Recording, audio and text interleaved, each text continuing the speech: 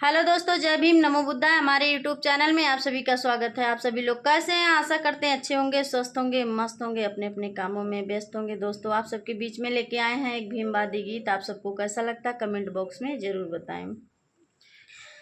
कवने रहिया मैं बाबा भीम हो, कवने बुद्ध गौतम हो, कवने बुद्ध गौतम हो, मोरे सजना कवने रहिया मैं रविदास हो की हतवा लियले कांगन हो, मोरे सजना कवने रहिया मैं रविदास हो की हतवा लियले कांगन हो।